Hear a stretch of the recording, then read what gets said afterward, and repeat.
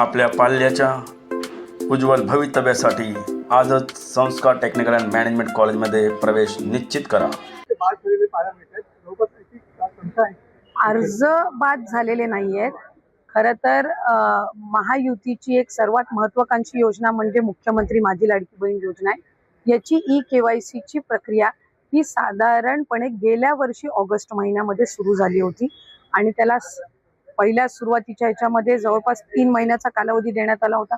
मग वाढवून आणखीन 2 महिने दिला, आणखीन 2 महिने त्याच्यामध्ये वाढ झाली आणि असा 8-10 महिन्यांचा कालावधी हा KYC साठी दिला होता. आणि ही KYC प्रक्रिया ही फक्त ह्या लाडकी बहीण योजनेमध्ये नाहीये, तर ज्या ज्या राज्याच्या डायरेक्ट बँक ट्रान्सफरच्या योजना आहेत म्हणजे DBTच्या योजना आहेत, ह्या सगळ्यांमध्ये KYC प्रक्रिया केली जात असते. आणि हा जो 80 लाखाचा आकडा आहे हा फक्त KYCचा नाही, यात KYC चे काही महिला असतील ज्यांनी KYC केलेली नसेल इतक्या मुदतीत सुद्धा तेही आहेत.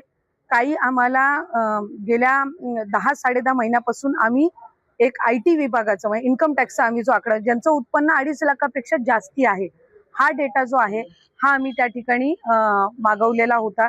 त्याला साधारणपणे 10-11 महिन्याचा कालावधी गेला, तर त्या जवळपास एक 11, 11.5, 12 लाख हा तो डेटा याच्यामध्ये 80 लाखामध्ये समावेश आहे.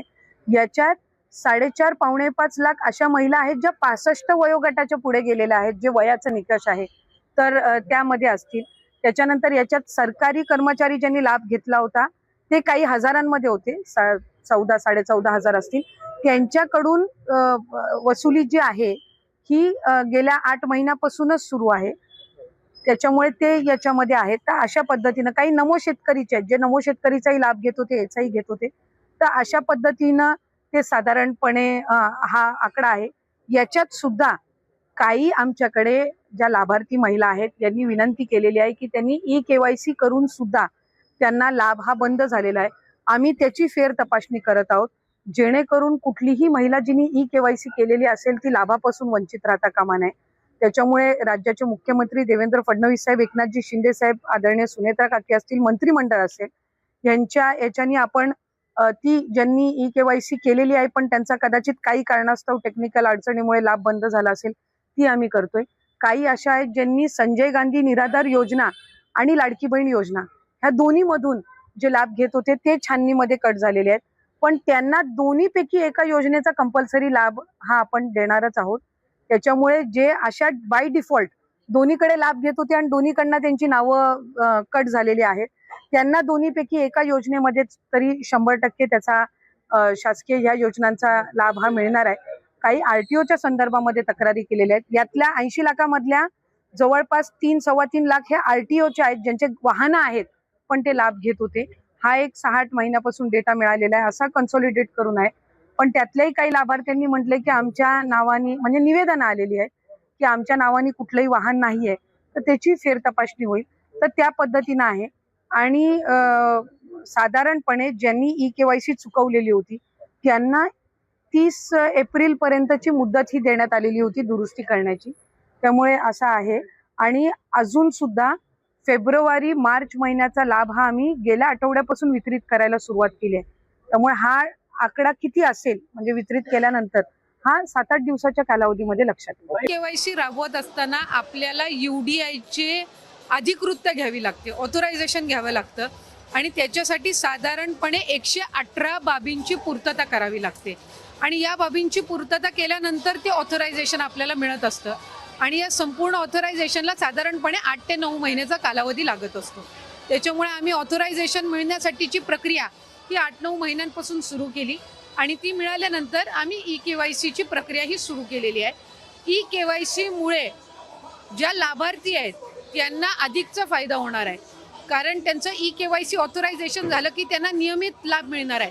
म्हणजे या ज्या तक्रारी आहेत की 1 महिन्याचा लाभ मिळाला, दुसऱ्या महिन्याचा मिळायला विलंब झाला, तिसऱ्या महिन्याचा त्या ठिकाणी थांबला गेला, तर या सगळ्यामध्ये सरळता आणि त्याचबरोबर सुलभता ही त्या निमित्ताने येणार आहे. त्याच्यामुळे या 2-3 महिन्याच्या कालावधीमध्ये जे लाभार्थी आहेत त्यांनी KYC करून घेणं आहे आणि याच्यातून त्यांना फक्त लाडकी बहीण योजनाच नाही तर शासनाच्या वेगवेगळ्या ज्या योजना आहेत ह्याचा सुद्धा पुढच्या कालावधीमध्ये लाभ होण्याच्या दृष्टिकोनातून हे महत्त्वपूर्ण आहे. ही योजना जी आहे ही महिलांमध्ये, लाडक्या बहिणींमध्ये अतिशय लोकप्रिय आहे. महिलांना त्याचा लाभ मिळतोय. कुठेही आम्ही याच्यामध्ये लाडकी बहिणीची संख्या कमी करण्याचा प्रयत्न नाही आहे. मी म्हटल्याप्रमाणे KYCतून महिलांना रेग्युलरली नियमितपणाने लाभ देण्यामध्ये, म्हणजे ज्या लाभार्थी महिला आहेत त्यांना लाभ मिळण्यामध्ये आणखीन सुलभता येणार आहे. आणि या व्यतिरिक्त पुढं सुद्धा शासनाच्या ज्या वेगवेगळ्या योजना निघतील, एकदा त्यांचं KYC झालेलं असेल की पुढच्या काही योजनांसाठी सुद्धा त्यांना ॲडिशनल काही प्रोसिजर्स कराव्या लागणार नाही. बोगस लाभार्थ्यांना शोधण्यासाठी त्यांना आम्ही स्वतःच विभाग म्हणून वेगवेगळ्या विभागांना पत्र दिलेलं आहे की त्यांच्याकडे असणारा जो डेटा आहे तो त्यांनी आमच्या विभागाला द्यावा. जसं डिसेंबर अखेरीस जानेवारी महिन्यामध्ये आम्हाला कृषी विभागाकडून नमो शेतकरीचा डेटा मिळाला, तो आम्ही इंटिग्रेट केला आणि त्यानुसार लाभार्थी जे आहेत त्यांना 500 रुपये लाडकी बहीणमधून आणि 1000 नमो शेतकरीतून मिळतात. परिवहन विभागाकडून आम्हाला डेटा मिळाला. इन्कम टॅक्सचा डेटा आहे किंवा माहिती व तंत्रज्ञानचा डेटा आहे. हा आम्हीच महिला व बालविकास विभागानेच इतर विभागांकडनं मागितलेला आहे. अन्न व नागरी विभागाकडनं, पुरवठा विभागाकडनं आम्हाला पिवळा आणि केशरी रेशन कार्ड धारकांचा डेटा त्या ठिकाणी मिळाला. कारण एक विभाग म्हणून दुसऱ्या विभागाचा डेटा ॲक्सेस हा कधीही नसतो. तो आपल्याला त्यांच्याकडनं विनंती करून मागवावा लागत असतो आणि त्यानुसार आपल्याला तो इंटिग्रेट करावा लागतो. त्यामुळे त्यानुसार ही संबंध प्रक्रिया ही सुरू आहे. मला आपल्या माध्यमातून आणखीन एक गोष्ट लाडक्या बहिणींच्या आणि राज्याच्या जनतेच्या समोर पण आणायची आहे. लाडकी बहीण योजना आणायच्या आधी जवळपास म्हणजे आत्ता जे काही 2-2.5 कोटी लाभार्थी आहेत याच्यापैकी 50 लाखपेक्षा अधिक लाभार्थी असे होते ज्यांचं आधार कार्ड त्यांच्या बँक अकाउंटला सीडेड नव्हतं. ते या लाडकी बहीण योजनेच्या माध्यमातून झालं. 50 लाखपेक्षा अधिक लाभार्थ्यांचे आधार कार्ड हे त्यांच्या बँक खात्यासोबत सीडेड झाले, म्हणजे त्यांच्यासोबत लिंक झाले. याचा अर्थ असा की त्या ज्या महिला बऱ्याचशा वेळेला आधीच्या योजनांपासून वंचित राहिल्या असतील किंवा त्यांचं अकाउंटच त्या ठिकाणी बँकेचं नसेल, ते याच्यातून त्या ठिकाणी या योजनेतून तयार झालं. अशा बऱ्याचशा योजना महिला आहेत ज्यांच्या बँकच्या खात्यामध्ये फक्त 50-100 रुपये होते, पण आज दर महिन्याला त्यांच्या बँकच्या खात्यामध्ये या लाडकी बहीण योजनेतून 1500चा लाभ हा वितरित होत असतो. KYC बंधनकारक असेल प्रत्येक लाभार्थ्याला 100%. बरोबर आम्ही पूर्ण त्याच्यामध्ये माहिती दिलेली आहे की ते करत असताना ती प्रक्रिया सहकार्य घेऊ.